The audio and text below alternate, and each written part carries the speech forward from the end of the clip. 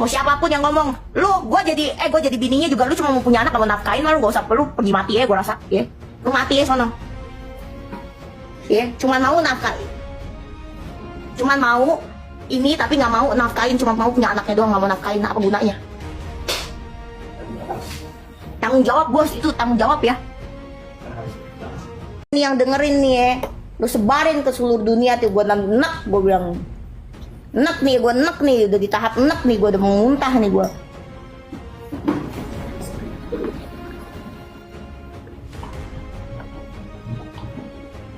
Ingat, gue banyak brand yang harus gue tanganin ya.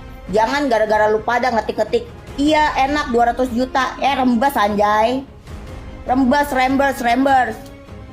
Kalau misalkan nih ya, kalau misalkan gak didetail, kenapa lu selalu bilang, iya uang sampah aja segini. Lu pernah gak tinggal di rumah yang besar banget, bayar listriknya aja udah belasan juta sampai puluhan juta ya. Uang plastiknya mahal. Kalau nggak didetail kayak gitu. Kalau nggak didetail nanti dia tanya lagi, ini buat apa, dibuat apa, makanya detail. Urusan rumah tangga orang direpotin, mau bayar ini, mau bayar itu. Ya kalau masih jadi laki bini ya bayarin lah. Apa gunanya suaminya kalau misalkan nggak bayarin istrinya?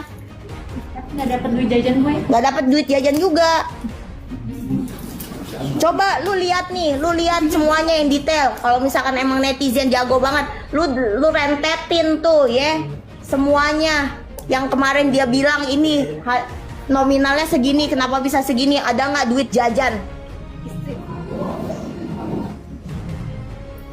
Ya seperti yang saya katakan itu ya, apapun juga, Ruben itu kan pernah menjadi keluarga, pernah menjadi abang ipar, pernah memiliki jasa yang begitu besar buat keluarga itu, ya.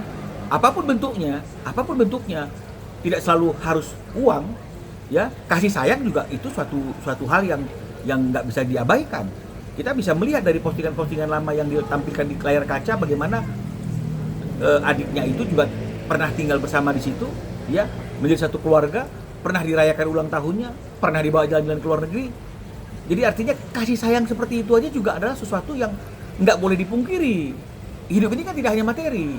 Nah, jadi dengan kondisi yang seperti itu harusnya dia juga bisa menahan diri untuk tidak ikut campur mengomentari permasalahan yang terjadi antara kakaknya dan mantan kakak iparnya. Kalaupun memberikan masukan, itu harus bersifat tertutup, jangan masuk ke ruang publik. Sebagai bentuk support, ini kan dia ikut masuk ke dalam perdebatan itu yang sebenarnya bukan makin mendinginkan masalah, tapi justru menjadi blunder yang akhirnya masyarakat sendiri yang menilai. Nah, jadi inilah yang saya katakan tadi itu, bahwa kadang-kadang sifat aslinya seseorang itu kan baru keluar ketika ada persoalan, ya. Jadi kan di situ diujinya seseorang itu seberapa hebat, seberapa tangguh, karakternya seperti apa, baik atau buruk. Itu kalau keadaannya terang-terang aja sih nggak bisa kita buktikan. Tapi ketika persoalan itu datang, ketika tekanan itu datang, disitulah seseorang itu tidak akan bisa lagi menyembunyikan apa jati diri yang sebenarnya. Dan sekarang akhirnya masyarakat melihat. Dan ketika masyarakat bersuara, masyarakat angkat bicara, netizen akhirnya ikut nimbrung di persoalan ini. Bahkan banyak postingan, parodi, semua segala macam. Sudah terlanjur seperti ini, ada jejak digital. Ini kan pasti akan berdampak tidak baik, ya, ke semua pihak, ya, termasuk ke anak-anak. Bahkan yang tadi seperti saya katakan, ketika momentum ini dipakai oleh Ruben untuk mengajukan gugatan terhadap hak asuh tadi itu, agar hak asuh itu tidak lagi sesuai dengan kesepakatan ada di tangannya ibunya, tapi ada di tangannya Ruben. Ini kan pasti kemungkinan besar, ya, saya nggak bisa janjikan, ya, karena nggak tahu saya apa yang terjadi kalau misalnya masuk ke permohonan. Tapi kan kemungkinan besar dari fakta-fakta ini, dari pemberitaan ini yang sudah diketahui oleh semua orang, ya, dari Sabang sampai Merauke, ya, ini kemungkinan besar bisa saja hak asuh itu ketika diperjuangkan akan jatuh ke tangan Ruben. Nah, ini yang harus kita renungkan. Jangan kita merasa bahwa kita itu akan selalu mendapatkan support Ya, karena orang-orang juga bisa berubah ketika dia melihat sisi-sisi jeleknya dari kita yang tidak dia pernah lihat sebelumnya dan dia tidak menyangka, itu juga akan bisa menjadi suatu dampak yang negatif buat kita.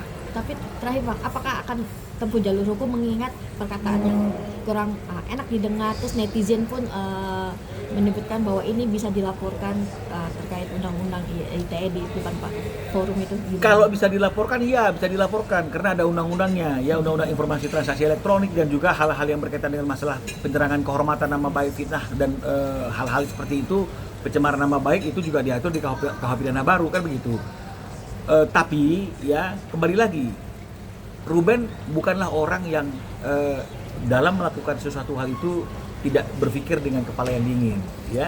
Beda nih, ada orang kan mungkin pantang sengkol langsung ya responnya seperti itu, ya sampai kata-kata kotor keluar. Kalau dia tidak, ya. Tapi sekali lagi, bukan berarti dia tidak berani, bukan berarti dia tidak mau, tapi belum mau, ya, memberikan kesempatan. Tapi kalau misalnya kemudian terus diulang, tidak menutup kemungkinan Ruben juga akan mengambil langkah hukum kepada orang-orang yang mulutnya nyinyir itu, kan begitu artinya, ya. Dan saya perlu ingatkan, tidak ada orang yang kebal hukum, ya, tidak ada orang yang kebal hukum, ya, karena semuanya itu ada tatanannya. Hidup di masyarakat ini semua ada tatanannya. Saya kira seperti itu. Oke. Ya.